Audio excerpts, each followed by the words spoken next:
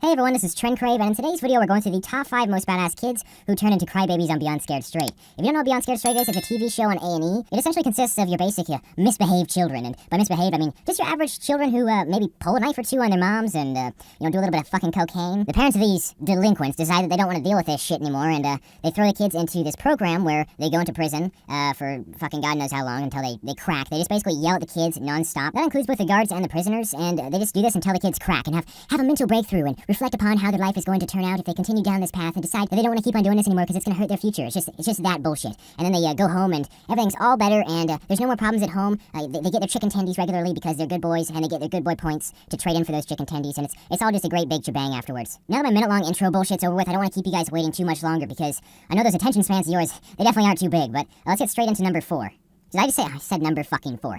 I meant to say number 5. This is just one of those problems. You guys don't understand my struggle of being a top 5 or top 10 channel. It's a hard life, and I hope you understand that I'm being fucking sarcastic, but let's go ahead and get into number 5. So this one is featuring Elijah, who's 14, and he's in this program because of drugs and curfew violations. And I'm gonna be honest with you, Elijah isn't necessarily the most badass kid on this list. I'd actually have to say he's probably the softest kid on this list.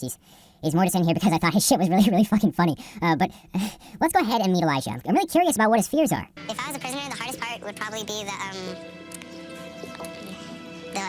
other people wanting pleasure, because I don't want that. So I think Elijah's a very interesting guy, and I definitely don't think that he's going to get made fun of for, anything that involves what he suggested in the last clip. That certainly wouldn't be something that a bunch of prisoners in a prison who are trying to scare a little 14-year-old boy would do. I mean, certainly, that's just crossing the line. Now, once again, I do have to clarify that my opinion is not actually what I just stated. That's called sarcasm.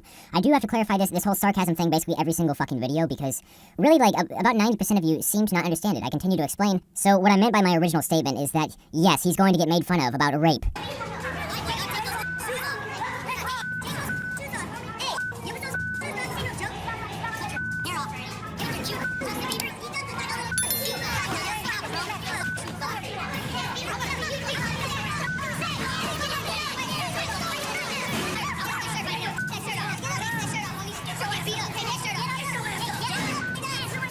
Put your hands down. You ball off your fist like that again?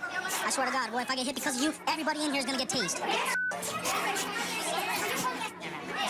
I thought that all the inmates were just gonna like me and just be friends with me, but it was the total opposite.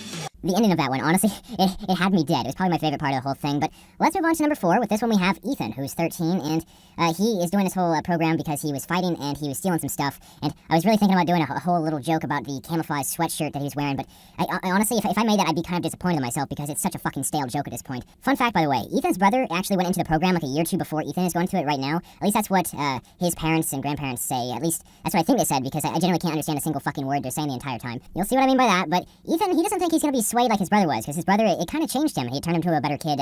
Ethan doesn't think that's going to happen for him, but let's be honest here. The video is called Badasses Turned into Crybabies, so I think we know what's going to happen here. He steals, he gets in my pocketbook. Ethan's always stealing. Gets in my mom's pocketbook, steals stuff out of it. You can't help him. He won't listen to nothing you say. My eldest son, he went through this program about 2 years ago. Oh, you can't speak up, can you? How can you speak up? Did you smirk because you think I'm funny? Did you smirk because you think I'm a jackass? Did you smirk because you don't have any kind of respect for any kind of authority in your life? You are a dirtbag piece of How the hell are you gonna steal from an old woman? Go ahead, wipe your little eyes. Go right ahead. Go right ahead.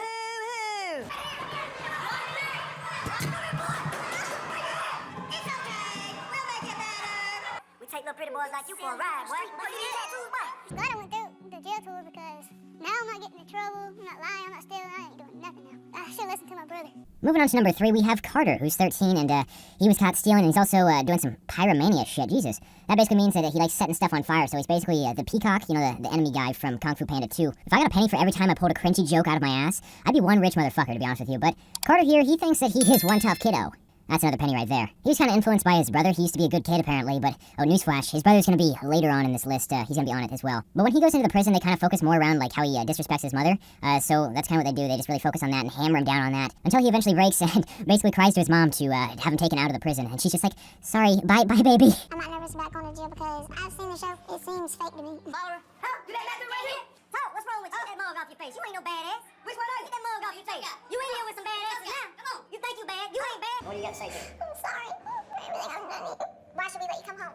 Because I learned my lesson. How do we know that? You told us that before. We've done heard this story 2 or 3 times. You're going to have to convince me a little bit better than this. Because, as it stands right now, you're here for the weekend. You know that, right? We done this because we love you. Mama, please, don't talk to him, please. I gotta come home. I can't be here. Bye, baby.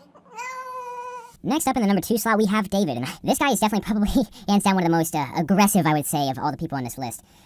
He's very verbally aggressive and physically aggressive, and he's definitely a big kid. He's not the type of person you want to step in front of, for sure. Or at least that's my thought process, because I'm a fucking 150-pound white boy, so I'll pass on getting my shit kicked in. But he holds pretty strong until eventually one of the guys who's pretty hardcore starts going at him about how he disrespects his mom. David, unlike some of the others on this list, however, doesn't just start bawling his eyes fucking out. He only sheds 1 or 2 tears because he's hardcore. Anything in your pockets? Yeah? I'm sorry, what? Yes, ma'am. Take it out. Where'd I put it? I don't really give a where you put it. You do what you're told here. You understand that? I know who you're talking to. You're not talking to me, miss. You being disrespectful to your parents? You be here forever. Mother, I got my mother. Yeah? Why you being disrespectful to her? Because she said something to you. You know what that tells me? You're a punk bitch. I know my mother died, too. Huh? I know my mother died. You love her to death? Yeah. Then why are you treating her the way you are? I can't control my I'll take a bullet for my mother, too. Yeah? How you like it? Every day, your mother cries because of the way you act. Your mother cries because of the way you gotta treat her. She busts her ass, but you gotta stress her out. Why? Finally, in the number 1 slot, we have Matthew, who's only 12, and as you remember I said before, he's the brother of, whatever the fucking other kid's name, I don't give a shit. But he's in here for some gun theft and domestic violence, and I actually went back and looked at who the other kid's name was. His name was Carter, so there you go, now I'm being responsible. But Matthew's definitely the worst of the two, because, I mean, just watch this clip, okay? His brother sells him out basically straight from the beginning. You two brothers, ain't you? Which one's the meanest? Him. Why? I don't do as much stuff as he does. Is he older or younger? Younger. Honestly, some of the things that this kid has done, it really baffles me. I mean, shit, the kid has pulled a fucking knife on his mom, and then he's stolen a gun and a bunch of other stuff.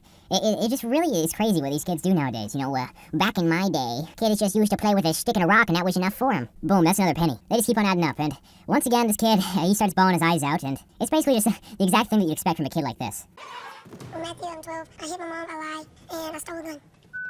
I've had the cops calling me for hit my mom, and the second time I got the cops calling me, it was for threatening my mom with a knife. I did like this, and I said, back up.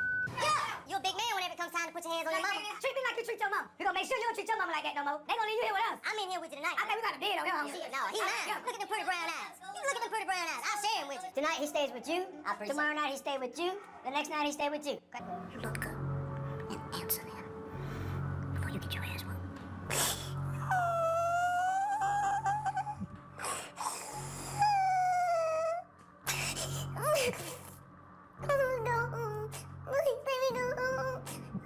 That's all the clips for this one. I hope you guys enjoyed the video. If you did, make sure to leave a like on the video. Let's try to break 1,000 likes. That'd be awesome. Also, make sure to leave a comment. Tell me what you want me to do for a 100K special video. I'm not really sure if I'm going to do one or not. And if I do, I don't know what I'd do for it. Maybe something other than a top 10 or something.